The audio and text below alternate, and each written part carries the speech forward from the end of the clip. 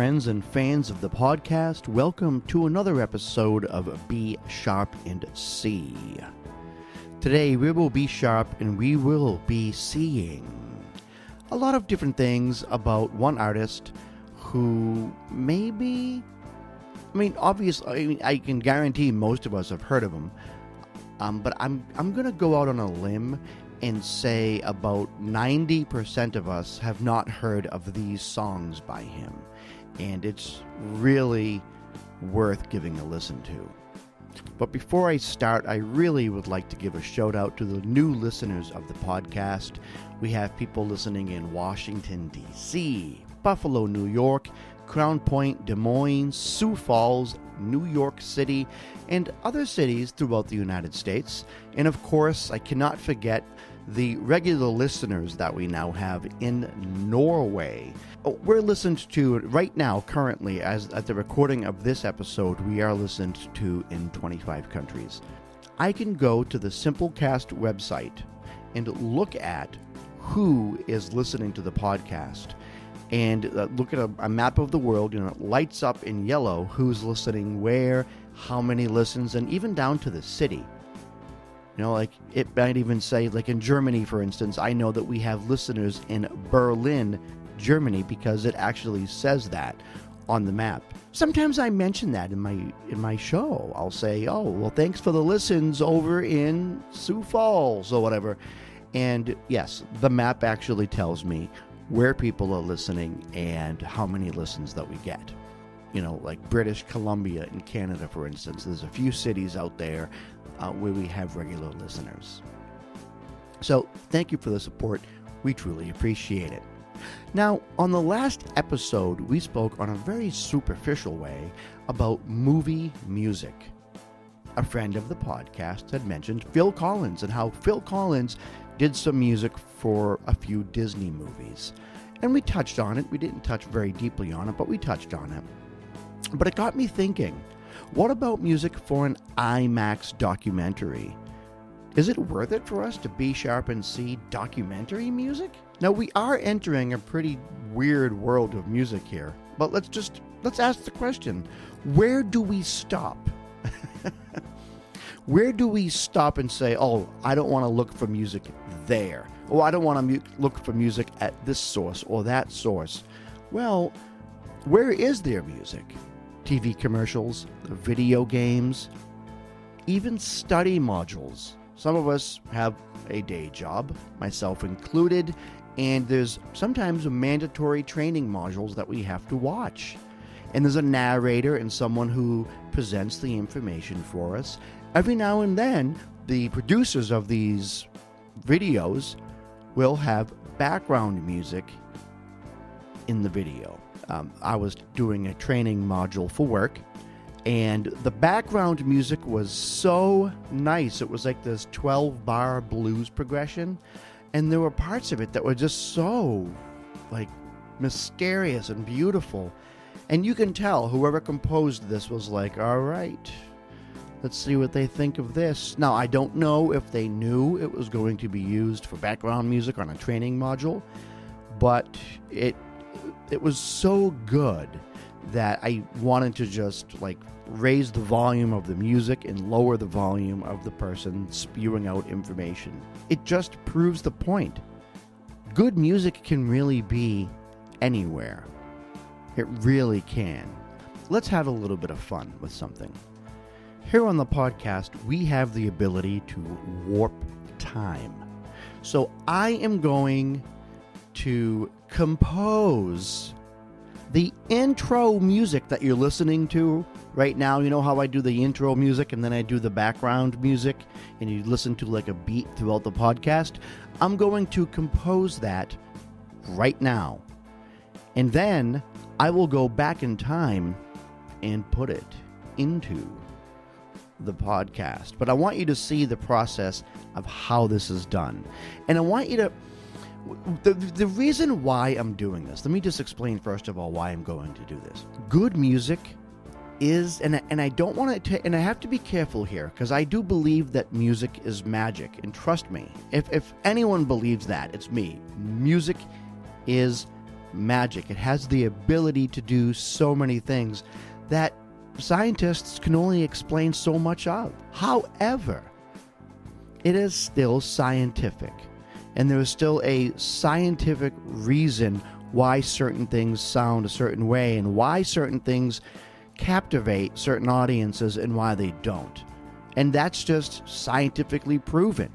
You know, when they do a film score for horror movies, hitting a certain note and then slowly raising the pitch, going sharper and sharper and sharper, creates like anxiety. It creates tension. And when they do that in a horror movie, as you're watching the movie and the tension is rising in the background music, but at the same time, the about-to-be murder victim is moving the door to see who's hiding behind the door, that tension is building with it. And there's reasons why, scientific reasons why, those types of things have an effect on the viewer. So, okay, let me show you an example of how easy it can be to create something, but how when you have something, it could go so many different ways. Music is actually not as complex as some people might assume it to be. Okay, let's find a good background drum sound first of all. Okay. That had kind of a nice sound, but let's keep listening.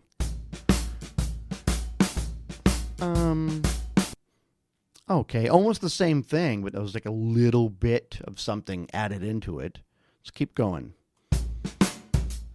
Okay. All right, that one had a little bit of pep in the step. And, okay, I'm going to use that third one that we just did, that one right there. And what I'm going to do is I'm going to create, a bunch of different bars, and maybe what I'll do is make it repeat so that we just have that playing over and over again, and then I can practice something over it. So let me just get that looped.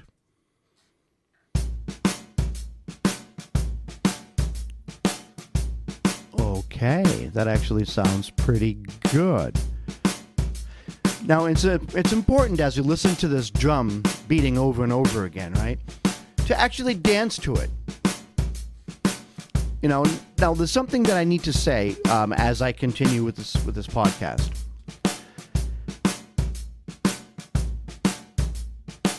What I do when I create my songs, like an actual Ari Aster produced song, I will get a drum beat in my head or an idea in my head, and then I actually program every hit of the drums. I do not use loops. But when I do something simple or when I try to get just an idea, loops are very useful because it just automatically throws you into creation mode and you can come up with something pretty fast. So here we are, we get the drums going in the background. Now, what I need to do is find a little something. Usually I fall right to piano or organ. Okay, here we go. A minor to D minor to A minor. A minor to E major to A minor. Oh, I like that. Okay, so that was actually pretty simple. So basically what I did was I just did like a 1 to a 4 to a 1 to a 5 and then back to a 1. Very common bluesy type of feel, right? And it's just that weird piano sound that I threw in there. There's not much. And after I did some chords, if you notice, I did like some chord tones after the chord just to add effect. But I can maybe just only do that in the beginning and not do it every time, or just add that little effect in between, verses or whatever. So here it is again. I like that. Yeah. And now the second time around, maybe I'll add something to it. Yeah, I'll add bass this time and then simplify the piano. Okay. Piano is now simpler.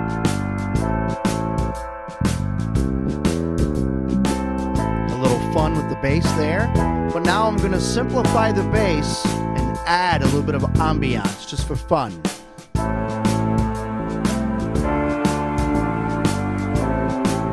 have a choral arrangement in the right ear and cello in the left.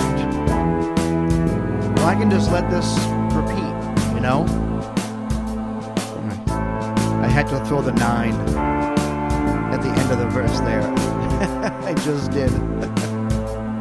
Okay, now this time around, I took the 9 out of the choral arrangement that I had there.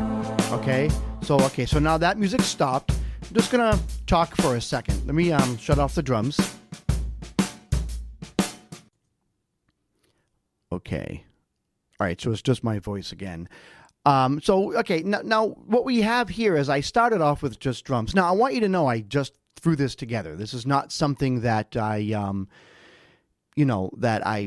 song that I already know or anything like that. The chord progression is actually very simple. It's A minor to D minor to A minor, and then A minor to E major back to A minor. And that's all that is. It's just those chords repeating. That is all that is. And then I slowly added a little something here and there. I'm not even crazy about the piano sound. I don't like that high, echoey, metallic-y sound piano, but I'm leaving it in there anyways. And if I want to, I can click a button and change the piano sound. And you, the listener, won't even know that I changed it because I'm using MIDI. So if I keep it all on the same track and I just change the instrument, it'll change all of the track to that instrument. So in the beginning, what you might have heard as that echoey piano, I can change to a Fender Rhodes. And you would have never heard the piano unless I change tracks. And then on the next track, then I put Fender Rhodes and I leave the echoey piano alone on its own track. But I don't want to get too technical, but I just want to let you know that, when you create music, when you go through that process of putting the song together, there's always a time where you can express yourself. When I came up with that bass line, I was expressing myself. I just felt it. I felt good. I loved the vocal arrangement or the choral arrangement, a little bit panned to the right ear, and the cello a little bit panned to the left. And it just kind of, it made me feel like, I'm liking this. Now, I can add anything over that. I can take my guitar and solo for a few minutes and then, or maybe solo for 30 seconds and then lower the volume and then just let that run in the background of the podcast. And that's essentially what I do for every podcast. Okay, so I'm going to bring the music back and I'm going to just ad-lib something and show you that at any moment, a song or any background music or anything can become something that we either identify with or we don't identify with. But it's always some kind of expression.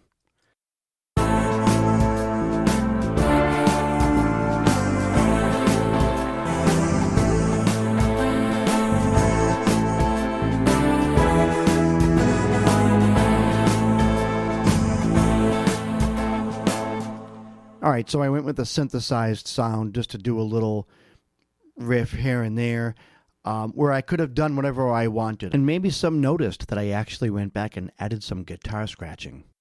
I could add trumpet to it. I could sing to it.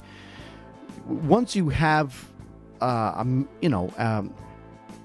structure or a canvas on which to paint, then there's a million things you can do.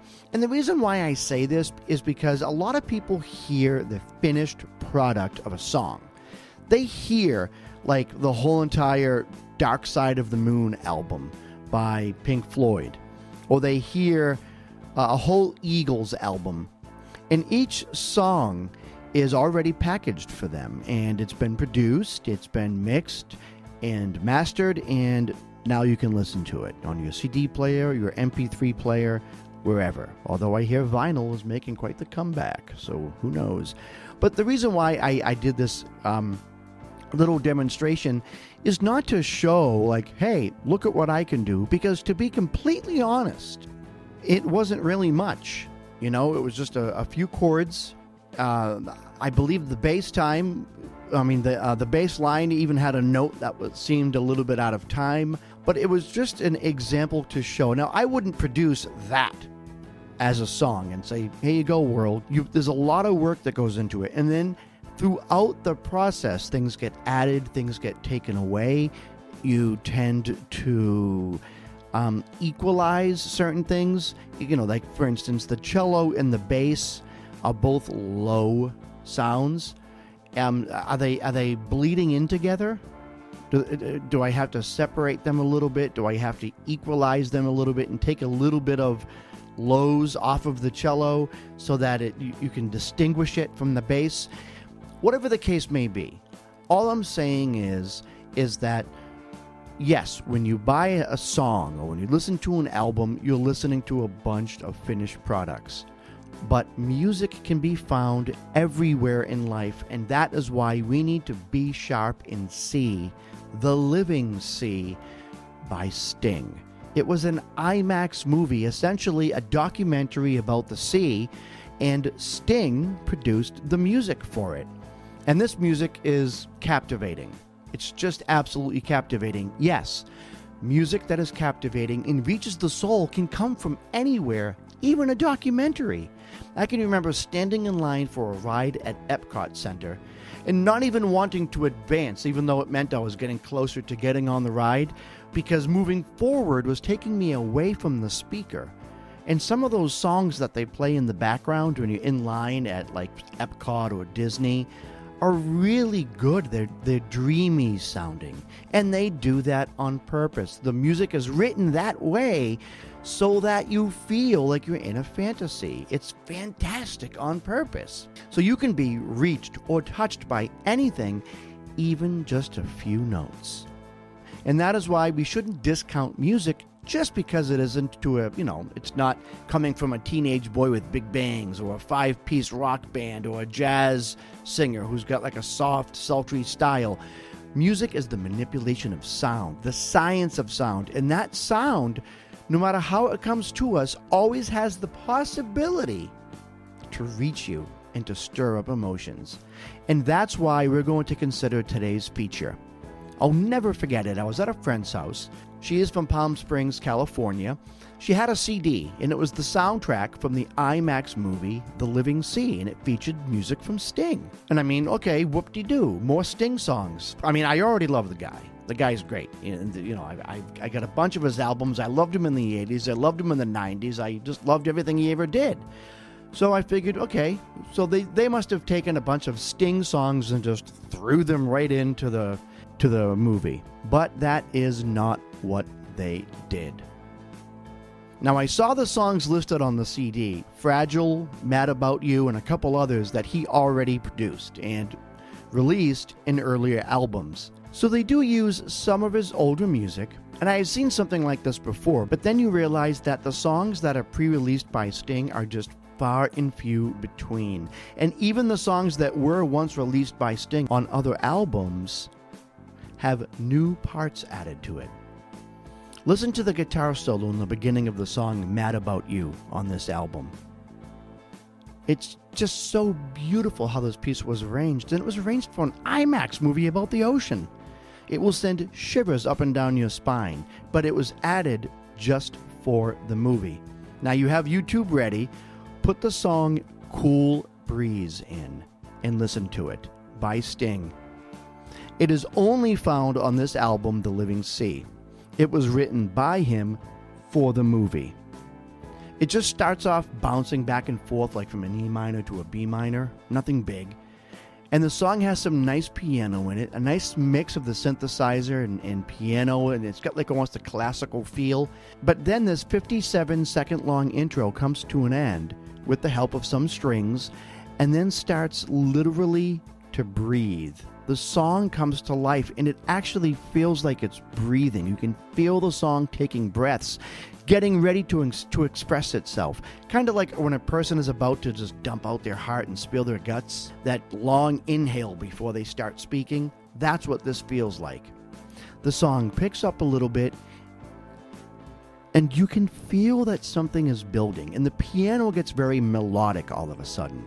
But it's also staying true to its identity in the song. It never leaves the realm of that like 1-5 back and forth, that feel of like a circus song, but it's a deep circus sound. There are no clowns here. And it's building and building up, and you can hear the piano reaching what might be like a climactic moment. And then it resolves, and the piano kind of comes to an end, and the song just continues to breathe very faintly. And then you hear the sound of the acoustic guitar plucking away with those same sad, deeply melodic notes. And then the song pretends it's going to do it all over again, but it doesn't. It trails off while it still has some breath left in it, and it goes away and hides. Now, why do I make this song sound like it is alive or has some type of personality?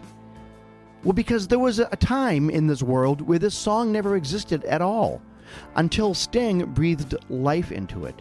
And I can guarantee you, as he wrote this song and as he wrote these parts where the song builds up and then it resolves and fades off and all of that is done on purpose. He wants the listener to feel like the song was breathing. That's why Sting is Sting. He's a masterful songwriter. He's a masterful singer, musician, the whole package. Now let's rewind a second and go back to the song Mad About You. Just listen to the song Mad About You, not in his pre-released version, but the version made for the Living Sea. Listen to the masterful acoustic guitar solo in the beginning, with the strings there just nudging it along. And then tell me that sax solo that breaks the guitar solo in half doesn't just amaze you. And then all of a sudden you realize something. Oh, I know this song. It's Mad About You, sung by Sting. And then you get those deep lyrics that are actually about King David and Bathsheba from the Bible. Yes, Sting is that kind of songwriter. And we need this kind of songwriting again. Where is it? The depth and beauty of this music should serve as a reminder that working hard on writing the song needs to come before the hard work on producing the song. Today's music is like the hard work comes right into the producing of the song. We need good songwriting nowadays. All right, let's pick another song out of this album. Okay, let me see. Okay, Ocean Waltz. And it's in that 3/4 timing of a waltz. And yes, here comes more strings. Now the strings sound like they're synthesized strings, but it doesn't bother you. You know, and it's got that amazing acoustic guitar plucking going on. And then it's kind of the same thing. The song very much has a message in the way that it was built. It kind of says, I'm going to pull you into my world with my sad, sullen sound, and I will make you feel pity for me. But then I will take you by surprise and by the hand and dance around the room with you, I taking the lead. I will show you there can be light in these sad eyes of mine if you just get close enough to see it. And the piano in this song is perfectly placed, almost like the notes clumsily fell out of the sky and into place. They're just like, it's almost like the notes of the piano as they resolve certain phrases are a man stumbling, drunk with love or drunk with ecstasy of some sort. But these piano notes, although they might appear to be bruised, battered, and off balance, fall perfectly into place. And you realize that the piano notes is the song's way of saying, I'm tired, I'm spent, I'm battered, but I'm not dead, and there's beauty yet left in me. And then the song leads you back to your seat, puts you down after the dance, and walks away, never to be seen again. And then, only then, you see the song's worth. You realize how much that song is beautiful and how wonderfully it was written. So what do you have to do? You have to go back and listen to it again. You see, this type of song is what a good song does. When it ends, it almost leaves you angry or disappointed that the song is over. It leaves the listener feeling like something was missing. So you go back to hear the song again and realize nothing's missing. It's just really complete. And when the song ends, you just pine for that completeness that you heard in this musical arrangement. The whole album is really nice, but I hate to pick just certain songs out of an album, but these 3 songs, well, I should say 4, Fragile, Mad About You, Cool Breeze, and Ocean Waltz. It's just so completely amazing. So when you get a chance, go and listen to it. That's all for this episode. A quick little simple episode this time of B Sharp and C. We need to B Sharp and C Sting's work in the IMAX movie The Living Sea. Until next time, this is your host Artie Astor saying, keep it groovy.